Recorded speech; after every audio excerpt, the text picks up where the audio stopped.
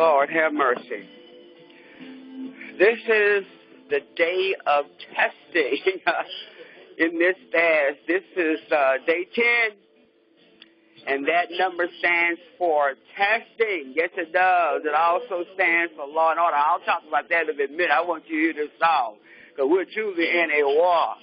Thank you, Daddy.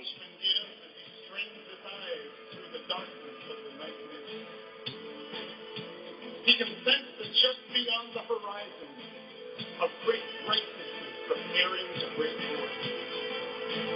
Arise, you sleepers. Shake off your slumber, he calls. Come and fill your lamp with fresh oil. Trim your wick. Cry out in the streets and do not let your voice be silent. For the coming of the great King is at hand. Arise and shine, your light has come, and the glory of the Lord is risen upon you. Yeah, Lord. Only wait for the Lord. Be strong and of a good courage. And wait for the Lord. Yeah, got to wait for the Lord. You know what? Listen, today, I've just been toiling and praying and seeking God, just much prayer, just walking and praying and saying, my God, I keep hearing you talking to me about the state that we're in these relationships, and not just in the relationships, but also in dealing with people who say that they are interceding for us, that we have actually put in our teams of prayer. Those who have prayer ministries, or those who are on prayer lines, those who have prayer teams that are praying, whether it's preparing for service in the mornings or on the prayer line, or even a church service that you may be hosting our conference. You need to understand how important it is that you have those people who have your true God-given vision at heart. Now, what the Lord was wanting me to minister to you about really quick for us to understand where we're at right now, this topic that I'm talking about, because it is the number 10 of this fast for 21 days. We're in the 10th day of it, and that number 10 stands for the number of law. It stands for order. It stands for government. It stands for restoration. And this is where we've got to restore back those things that the enemy has stolen from us, in particularly for us to be able to be strong and mighty in the warfare. The other thing that this number represents, it is a number of testing and responsibility. So it is our responsibility as we in this particular trial in between war, and making sure that we let the devil know who we belong to and who we believe. So we have got to recognize this test that we've got to look at, in regards to the dangers of tolerating, this Chameleon, this spirit that is more like a predator that tends to want to say that they're part of an intercessory team or part of a relationship, that actually it is total deception. Why? Because it's predatory. And I want to share a little bit more what the Spirit of the Lord was ministering to me as I was studying, preparing for this message. He was showing me how we got to really, really get prepared. As always, I forget to start my timer. Okay, got it started. And how we got to recognize the issue where we're moving, as I said, shifting from just in this place where we've been doing just these prayers where we pray on the run and we pray when we do our prayer time. But I talked about times that we must spend with no talk time. We must spend where we're not doing a whole bunch of talking, but listening in the spirit. Why? Because we have truly, truly transitioned from where we talk about all the time, where we're in this great realm of war, or what we call even part of my school name, Thunder. We have shifted. We really, really have. We have transitioned from the sons of Thunder realm to what I call the daughters of Anna as well. We are truly in a travailing mode. We must travail. That means we must begin to press in until something happens. And many of us have become faint. Many of us have lost light where we can't even see. We cannot discern. And so it's very important that we look at this particular transition in these places that are very, very slick in the realm of what the enemy has been trying to do to us for a very, very long time. And we've got to know that as we begin to, be in the realm of love and, and long suffering, the enemy wants to use that as a weakness. He wants to make sure that he make it appear that it's something wrong with you, or that it's going to make like they can show somebody that something's wrong with you because you walk in love, because you walk in long suffering. And so, but our Daddy God has promised to vindicate for us. And so we don't have to worry, because the Bible tells us in Psalm 37:5-6 that commit everything you do to the Lord. That means if you trust in him, he will help you. He will take care of those things that concern us. And so you don't have to worry. But it is the time for us to realize that we have to take this new transition.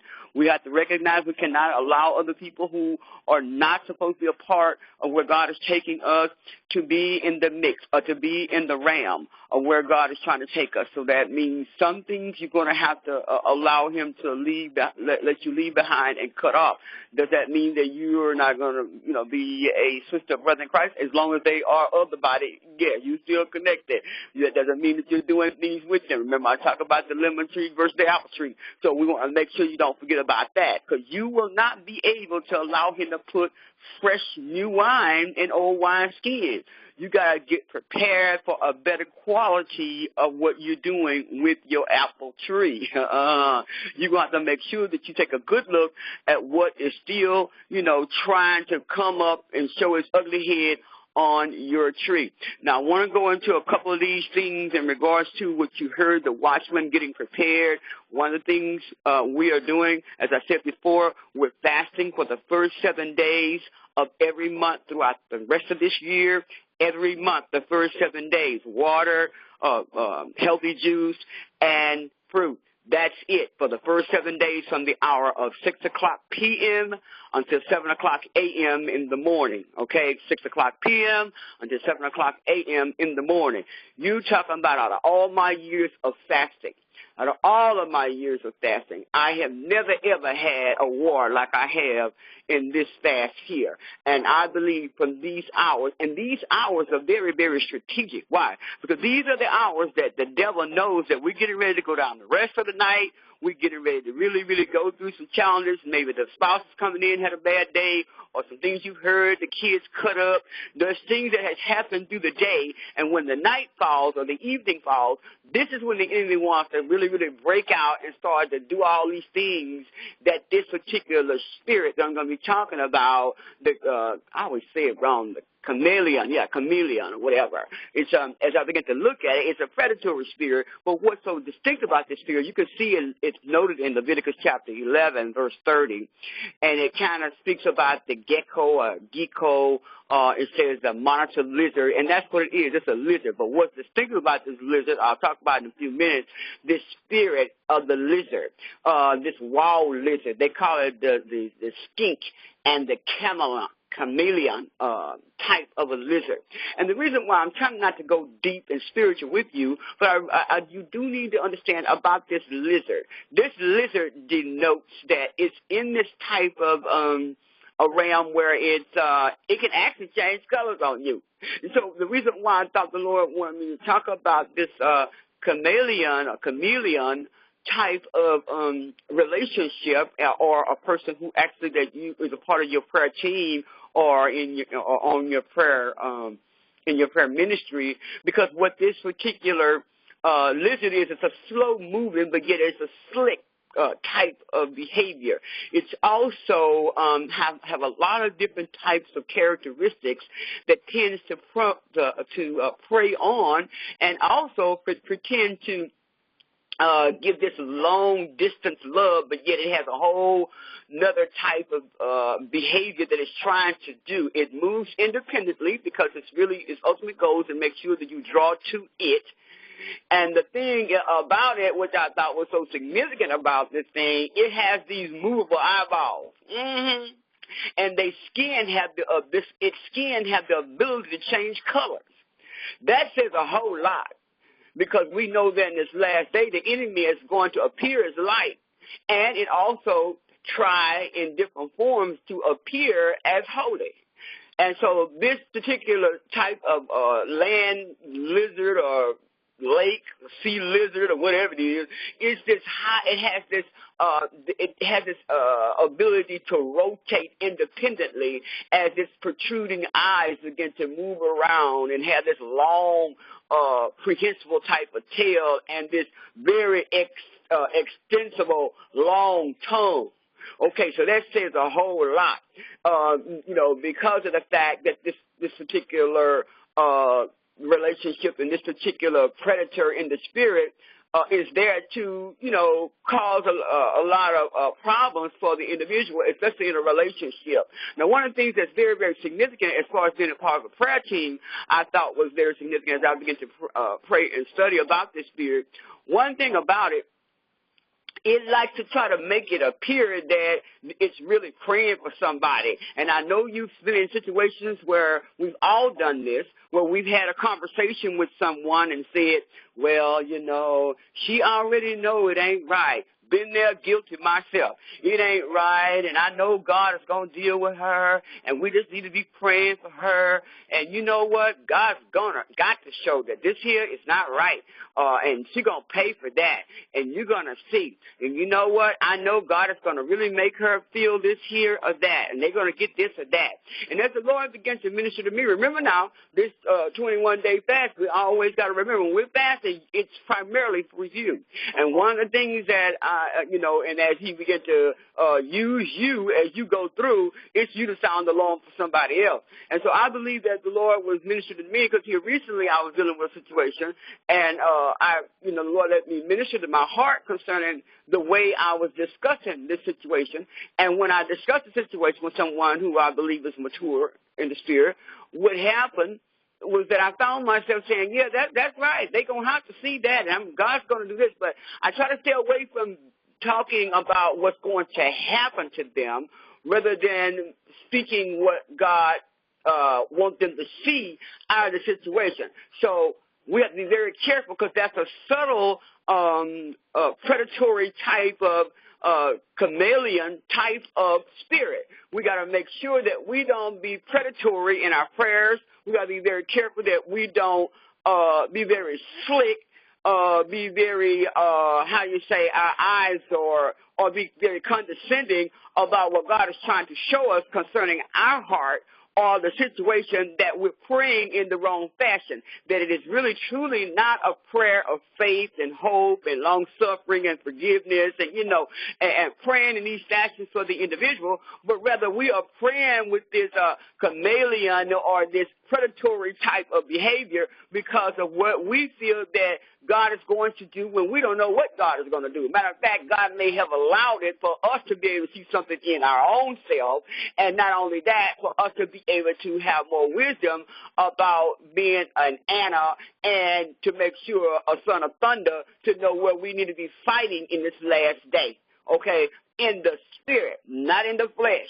And so I wanted to share about these particular ones. I ran across this article because I was reading it, trying to see, well, okay, I got the feeling on that, Daddy, but I need to get a better revelation so I can deliver the word. And so I began to look this up after I found the scripture, Leviticus chapter 11, verse 30, that's talking about the chameleon lizard and finding out that it is biblical. And talking about the predatory type of people, I ran across this article it's called Belief Net. So you might want to go back because I'm going to be really, really referring to a lot of what it's saying in regards to the predatory type of people. Because what happens, like I said, if you don't watch it, they will literally draw up a prayer, type up a prayer, and you've got them in your prayer team, and I've literally heard people say that they've had people on prayer teams that start to praying that, let her be able to feel that same thing in her stomach. Let that be able to become the same type of cancer inside of her or him.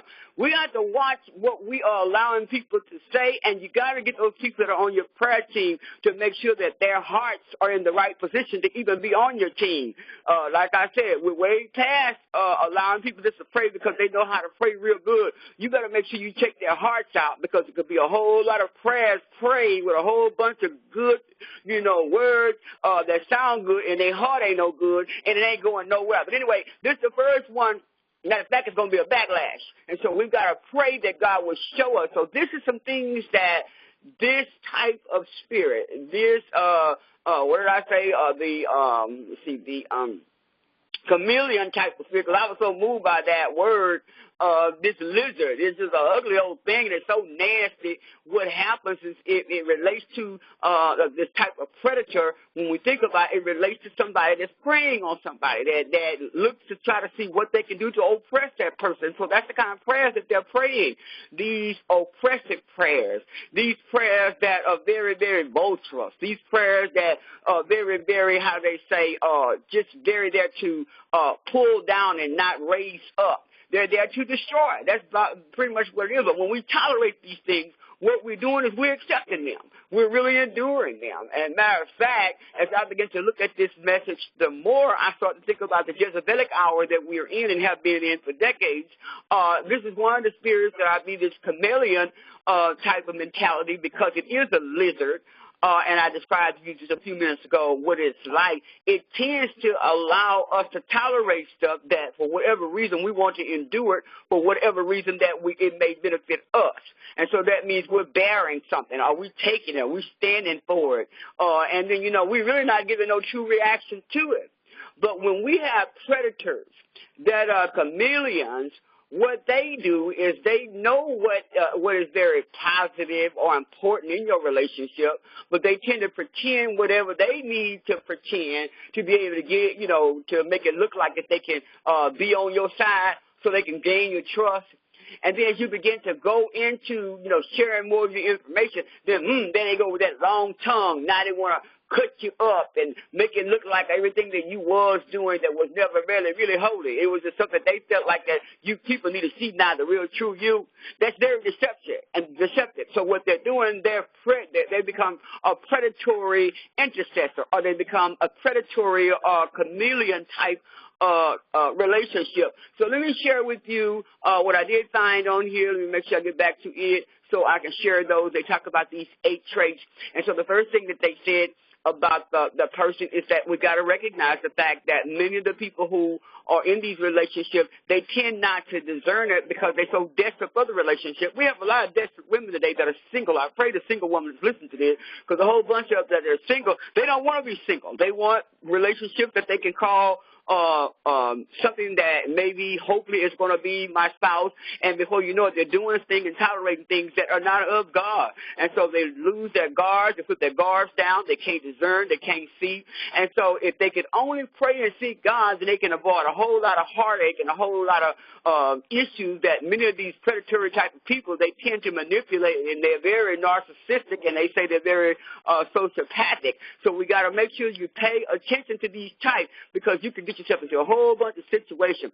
They said, first of all, the first trait is they said that they're very entitled. Okay, they feel like that they are entitled to do whatever and act whatever way on behalf of whoever it is that they're with, because they're very manipulative and they're very cunning. So they figure that they need to run and do everything they want to do. They want to pull this game on you because they want to make sure that they can prove to you that they have both the ability to move steadily between you and whoever it is, and that they have this entitlement, or they have this idea, because usually that person who they're with, they're frightened or they're ashamed to stand up for themselves, they say. So they have this entitlement type of mentality they'll try to move in on the individual with. Then the second thing they say that they have this fake emotion, which I see that a lot in a lot of people who I've been in ministry with over the years. Sharp, they're wise, they are very, very influential in the Word. They know the Word, and they are anointed people, but they know how to fake emotion. And this is where we are in this last day church. This is why it's very important for us to look at, taking this transition from Sons of Thunder and to go in a deeper warfare as a watchman and as a true travailer like Anna. And we need to be praying and interceding with that type of power and authority as she did, with all faith and all belief that God can, and He's already done what He's promised if you are walking uprightly in His sight. And so this type of predatory fake emotion. They master on these because they know how to act kind, they know how to be intimate, and they use this type of chameleon behavior because they know what's important to you. They know what's important to your relationship. And so they pretend whatever it takes to make sure they gain that trust, and whatever they do to gain that trust, then they want to exploit whatever it is that they find about you and make these things become your weaknesses so they can benefit from them. And then they go out of the way to tell intimate secrets. Yes, they do. That they say it's only for you, for you to know and nobody else to know, which makes them feel very special. And then they want to foster all these type of exclusive feelings. And by the time they got that person right where they want, and that person realizes that it's just where that spirit realized that it's all they wanted to do was show that they have rapidly trapped you.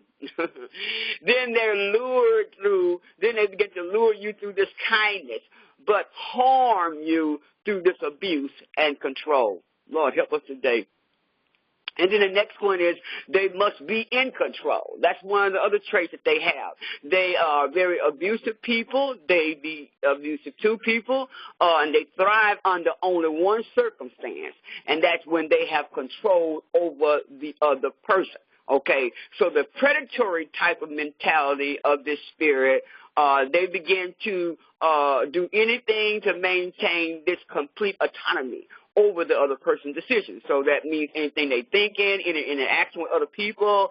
Don't I know some of those? They will isolate the victim. So that means they take them from their friends and their family, and they leave them feeling very vulnerable. That means I'm going to cut off everybody around you. I'm going to do my very best to make sure that you need only me. And so whenever that person who is going through it begins to assert their rights, these huge fights start to come up, where that victim then begin to slam them or slander them further into this type of submission, or they begin to flee. That means now they're going to go away a while. Oh, God, I know about that. They go away a while like, I'll check you later. I'm done with her. My time and my season is up with them. When actually now they've really been gotten exposed. That's what that is. And so surprisingly, they say, many of these victims tend to repeat that cycle of abuse, and then they just search for a new partner. That means they like it. They look for this type of narcissistic and this predatory type of trait, and they believe that if they can get a terrible type of person to love them, that means that they are finally lovable. Isn't that sad? And they say that this, of course, does not end well. They say as predatory narcissistics don't love other people. They only exploit them. Isn't that sad? Because they want to be in control. They want to be seen. They want to be the main thing. They want to be the one that shines. And then they say that they cannot empathize. This is one of the ones I've been paying very, very close attention to. They don't like for you to feel like you're going through something. As a matter of fact, if you say you're sick or if you say you're going through something, then they're like, oh, that is not God. You need to renounce that. We already know that. Anybody that know the word, know God, and love God and believe God, then they know if I got a headache, I got a headache, and I'm going to pray the headache go away. I'm going to take something for the headache. I'm not fixing to play like I don't have anything, and I don't need you to feel sorry for me. But anybody that loves God should have some empathy for someone that may be challenged. But they lack empathy. Why? Because that's one of the hallmark traits of a sociopath.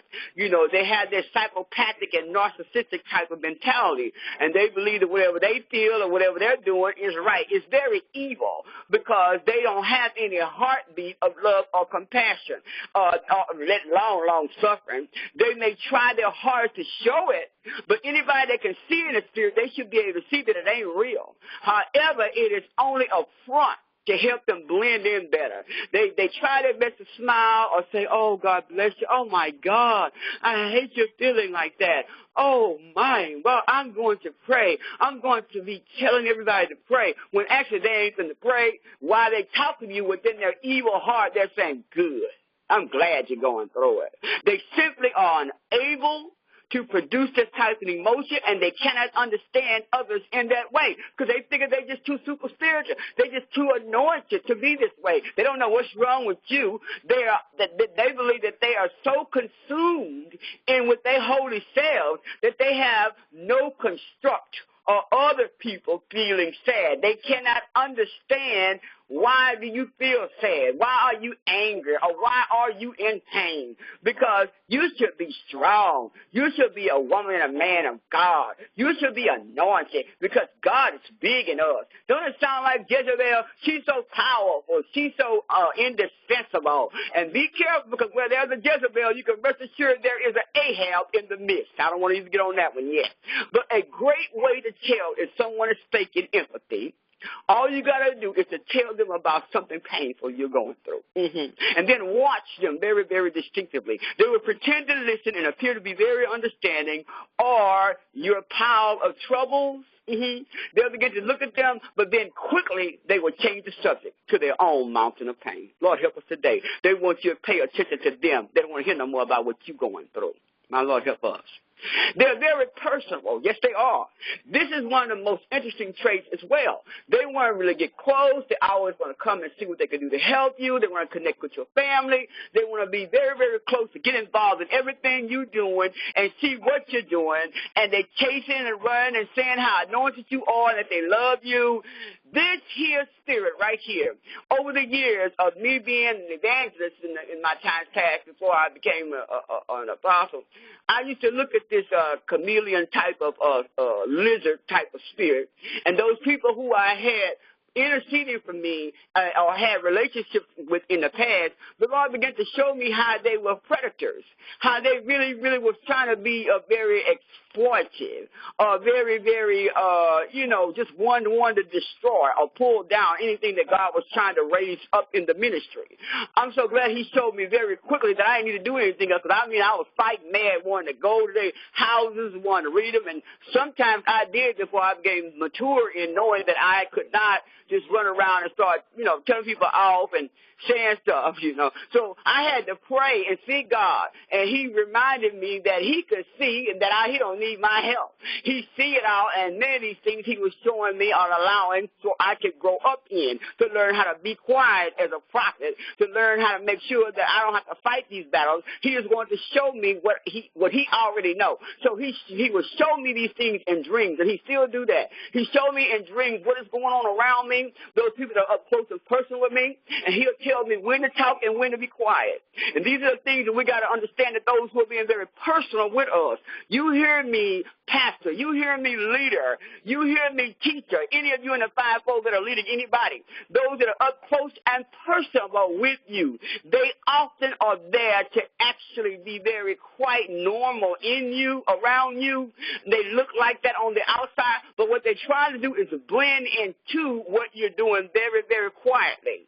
They're often there, the life of the party. They're there. They're very helpful, like I said, and they are excellent in administration. Let's don't leave that out. They are there to make sure they help you in all these areas. This is the reason why I do not allow a whole lot of people to get involved in administration and what I do, because a lot of them just want to be there to find out what you're doing, then they want to pimp out what you're doing, or they want to plagiarize what you're doing, or they want to pretend God showed them that ain't showed them nothing. Let me tell you something. This is the hour we got to look at those people who are up close and personal with you.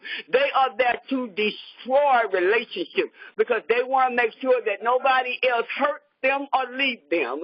Many of them, because they are Jezebelic and narcissistic, they are there because they want to make sure that whatever you're saying, people have to make sure they put the spotlight on them. What you're doing is not about them. It's not about those things that they've done. It is about me. Trust me, you need to be praying from this hour so we can know how to pray distinctively and not in that type of predatory, not in that type of spirit that I'm indicating here when we're talking about those people who are just, chameleons. I'm just really blown away of this word as I begin to study and listen to the Lord concerning this lizard. We got to know that we got to fight. And so very personally, what they want to do is they've only known you for a while. So if they know the issue, so the predator, when they turn that on, that type of mentality, they become to see that others may have a difficult time believing this kind of kind-heartedness and this charismatic type of behavior, which is actually an abuser in disguise. So you got to be very, very careful because they have been abused, so now they become the abuser. And so they don't let anybody help them. They won't get no counseling. They just go around just planting these seeds of abuse and manipulation. And so then the next thing is they act as a victim. Pretty much what I was saying just now. These type of predators, these types of spirits that I talked about a few minutes ago that the Lord was showing me, that's the chameleon, we got to make sure that we recognize they're going to act like the victim. Why? Because many times they easily find fault in the others but never themselves. Instead, they always play the role of the victim. That's in every situation because they want to make sure they don't look stupid. They don't look like they're a troublemaker. And even though they spend their entire time or their entire lives, you would think after they got so old by now that they would quit. I never in my life seen such. I'm steady praying for my own parent, my mom, who plays the victim a lot. But one thing you can rest assured is because I love longer, the thing is that when they see that you are long suffering, then they don't want to be around you because now they need somebody they can really predate on or be able to manipulate because they know that you can see and it ain't working. And so, because they already know what you're going to say, I got it covered. You better know. That's the best thing you need to be saying. Ain't nothing else you need to say. That's why I don't listen to a whole bunch of prophetic voices today because a whole bunch of it just talking and a whole bunch of all this glory talk that they call that it's just honor. You deserve the honor, when actually the honor all belongs to God. When what they're doing is they're trying to manipulate whatever it is to see whatever they got to do and get to do so they can say move around. But like I told you, you need to release because God is trying to show you that you need needless casualties. Because many of these predators or these types of spirits, they will blame you for their awful behavior. They will blame you for what has happened to their ministry or what they're going through. For example, an abuser may say, it's your fault I lashed out like this. I hear that all the time. It's your fault. I heard you hear that when I was being abused. It was your fault I hit you. I didn't mean to hurt you. If you would only comply to what I asked you, you should have just did that. That's what I used to hear from my abuser. They're very obsessive about other people's sin. They want to make sure that they look at what you're doing, but they can never see the plank in their own eye. They can never see what they're doing. And if you bring up their sin, you already know what I'm about to say. They want to wait to tell you that's not you. That's not God. What they want to say is, no, I don't receive that. Then, or they're going to become very explosive, and then they expect to be blamed because, or to feel low because something you said to offend them. Lord, help us today. They're very, very slick. That's why they're called a lizard. That's why they're called what they're called. We got to be very, very careful because these chameleons are so slick. I described it to you how their tongues are long and how they creep around and they change colors on you because you don't know what to expect from them next. So if they bring up anything about a sin concerning you in a prayer, be careful. And those who try to agree with those prayers, guess what? It's just going to bounce back. And God is not going to answer anyway because he already knows it's a predatory prayer. He already knows that it's one that is not of him or from him. It has nothing to do with love. It has nothing to do with intercession. So if you bring up a sin, you need to wait and watch. Something that you all are needing to pray about for one another. They don't want to do that. They want to pray a prayer. If you watch it, they'll be praying, and Lord, help her understand that she's got to let her family go, and then get her to understand that you are not going to do these things for her because you've already warned her about eating wrong. You've already told her she needs to let the cookies go. And so, God, let those cookies do what they need to do to her body so eventually she will know that you mean business. Come on now. Is that really God? I've seen that in my own life, in my own prayer time. There's my time. Lord have mercy. But I got to get off here. And so if they begin to do these things and play that blame, shame game because they are a master at it, you better make sure you begin to stand in the gap and pray and cut it off quick. Don't tolerate it. You got to deal with it. And this is where I'm at right now. Some things I have to deal with. The Lord has shown me. We are in the transition and we are in war. And we can no longer sit back and allow these people who say that they love us, who are serving us, and we're tolerating them like Jezebel in these types of mentality. They're predatory people, they're predatory intercessors, and they are there to be this chameleon or chamathon or whatever I said, chameleon type of mentality of a relationship that we continue to allow to be in our lives. Lord, let me slow this down. Every time I think about how we allow those things to go forth in our lives, God is trying to get us to break free from those things and those people. And then the next one, it says that they never are wrong. Okay, we already know that. I need to get ready to get off of here. They're never wrong. I said before, besides blaming the victim for all their problems, these type of people, these predatory intercessors, or these people who are these Chameleons, like I always say the name wrong, just know I've already told you see it in the title. These people will go any length to avoid this type of personal responsibility. They don't want to take responsibility for nothing. All they want to do is point the finger. They're unable to exist without saying you got all the flaws, or to look like where they have flaws that is not true, that they're perceived only as just sin, so they deflect their downfalls onto other people. Lord, help us. And so if someone brings up their poor actions or things they're doing that are not proper, they begin to predate, or they begin to panic and create this elaborate story about why they lying on them or why this is going that way. They always have an excuse for when they get caught, and it's full of manipulation and lies, because they want to make sure that that person don't believe you, that they need to believe them. See, a mature person who really, really prays in the Spirit and really, really can see in the Spirit, they should be able to understand and depict these things. Love covers a multitude of sin. And one of those greatest gifts that we can give people is what God gives us, love and mercy. But one thing God will not do, he will not honor something that he knows that you've been warned about, because you continue to allow and tolerate such a manipulation right in the house of faith. He is tired of us allowing these spirits to get away with this type of hell. And what happens is, he says, a little leaven leavens the whole lump. If we continue to tolerate it and don't deal with it, then there it is.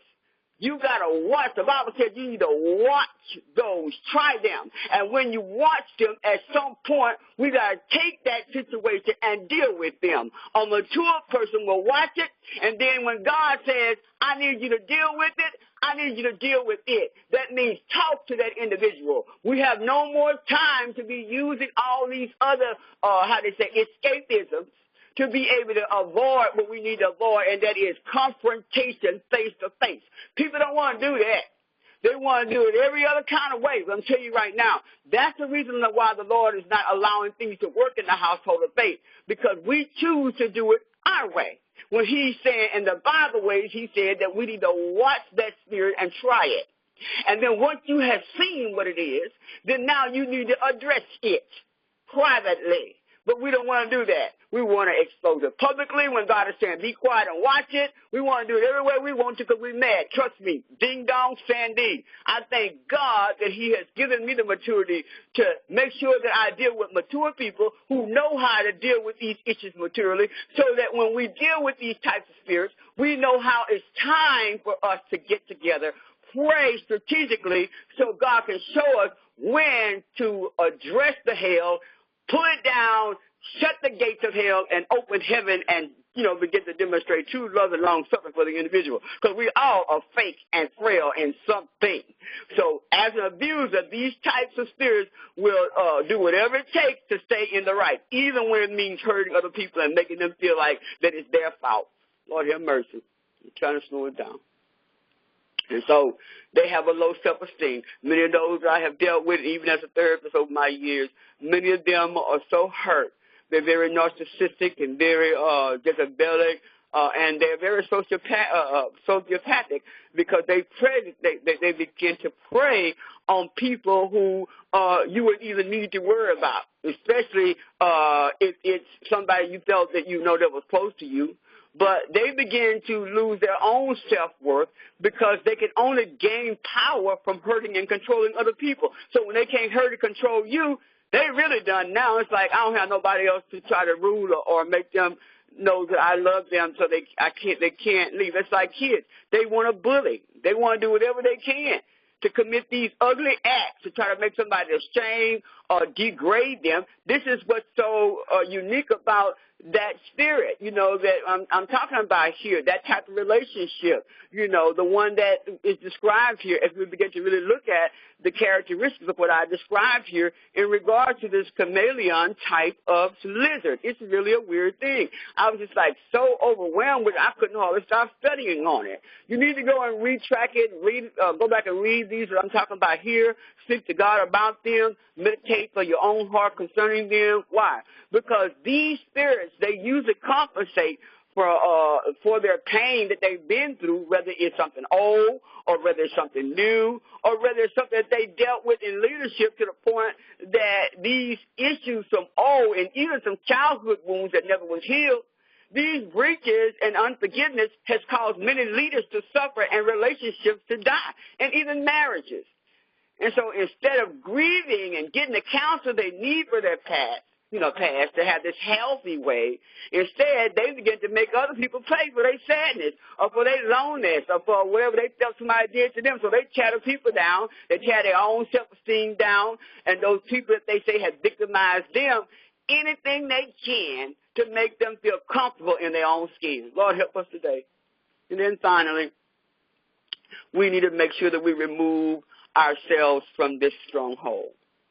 And what we need to understand as something of a stronghold is a force that keeps us in, connected or being in a place of mercy when God is trying to get them to heal or be set free from something that you're trying to be their God in. And so you need to remove yourself from this stronghold. And so if you find yourself in a relationship or you find yourself or realize you have people on your prayer team that are predatory and these people are truly ones that that have been up close and every time you look up they got some kind of problem, they're constantly grumbling and complaining. And many of these people have a lot of blood guiltiness on their hands and they're all part of your team. And this blood guiltiness means that they haven't forgiven, they don't even witness, they don't even really pray. They just got a form of it. So we need to make sure we pay attention to this. These people that you have on your team that are really predatory. They coming against maybe some of the things they don't even like you doing. I never in my life seen so many people try to talk to me point blank to tell me stuff that like they think I can't hear. I love how my daddy do things. He's just big and bad. Right when you think that you didn't understand what they said, he'll quicken you either when you get in the car or either while they're talking to you, and he said, listen closely. My dad is somebody. He'll say, listen closely to what they're saying. Listen closely to how they're trying to rearrange the words. Mm-hmm. You need to be praying for God to show you those people who you have up close and personal that's serving you in your church and your leadership, and in particularly in your intercessory prayer team. You hear me? These people who we have allowed to be in this place, these people who have these unhealthy and toxic type of mentality that need healing and deliverance. You hear me?